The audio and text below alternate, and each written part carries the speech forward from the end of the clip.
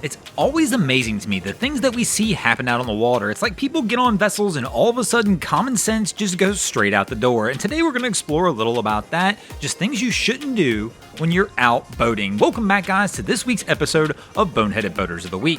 Now, one of the first things you should never do in boating is leave the dock without the proper equipment on the boat. And no, we're not talking about marshmallows, but in most boating situations, there are things that are required, such as fire extinguishers, life jackets, and visual aids depending on the type of boating you're doing. The next thing you never want to do on a boat is go out when conditions are beyond your experience, your capabilities, or your vessels. Situational awareness is important in boating. You need to understand what you can handle and what your boat can handle, and not put yourself in situations that could get you into trouble. The next thing you should absolutely never do on the water is get out on the water without being subscribed to this channel. That's right, the Drain Plug Mafia is everywhere and they will steal your drain plug if you're not subscribed. The good news is we're going to give you an opportunity to win something to remind you about that drain plug. Really simple. All you have to do, make sure you're subscribed to the channel, hit the like button now, and at the end of the video, leave a comment about something you see people doing on the water that they just shouldn't do. And we're going to pick our favorite comment, and somebody's either going to win a Drain Plug Mafia tumbler or a Drain Plug Mafia flag, just like Jeremy Hayes did in one of our last videos. Now, the next thing you should never do out on the water seems like common sense, but for whatever reason, we still see it all the time. And that's don't put anything near the propeller. Nothing. Limbs, fenders, lines,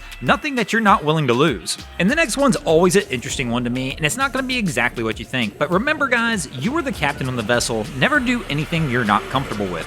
I see this one all the time, where people wind up beached and in big trouble. And I don't want to think this is always the captain's fault. Now, in the end, he's the captain, so it is. But you guys all know that dude. You guys will be backing down to a beach. You'll go to drop anchor and somebody on the boat always says, "This is it?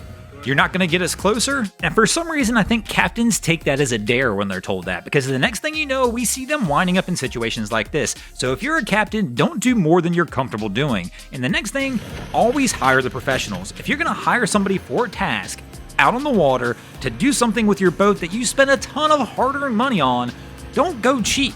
Don't go find the cheapest person to get the job done. Go ahead and make sure you're getting it done right by a licensed professional, somebody you know is going to take care of your vessel, do things by the book, and make sure everything turns out perfect for you.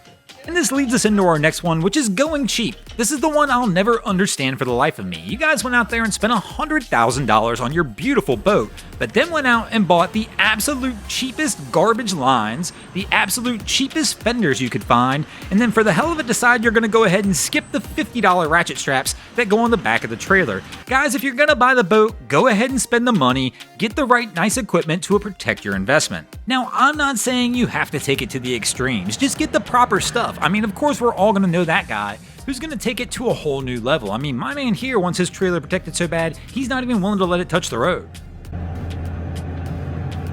This one's for you, Broncos.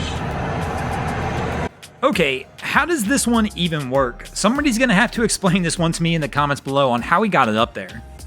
It's for you, Broncos Goro. Hope this is good enough to make the channel.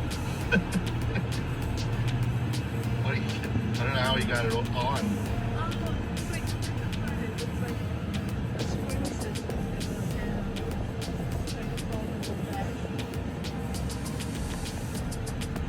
How does that get done?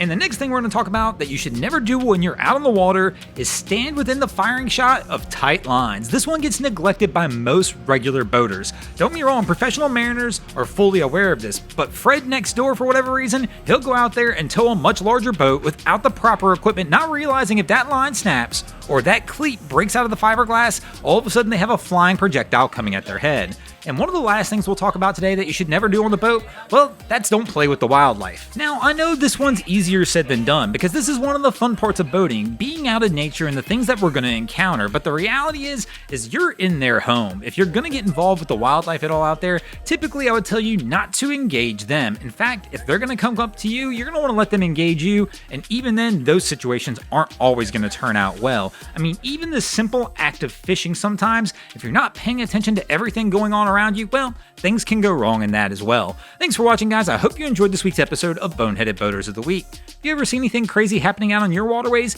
be sure to hit us up on Facebook or Instagram and let us know, and you might see your stories over here. Just like Meester Race, Grant Hertz, Rick Scheidman, Wade Holly, Venice Girl 218, Rappa 03, Vittorio Cordoni, Patty Southwest Florida, Thomas Foster, Joey Waves, Miami Boat Ramps, and Cucaracho 16 did this week. And if you guys haven't already, go ahead and drop an anchor on the subscribe button here.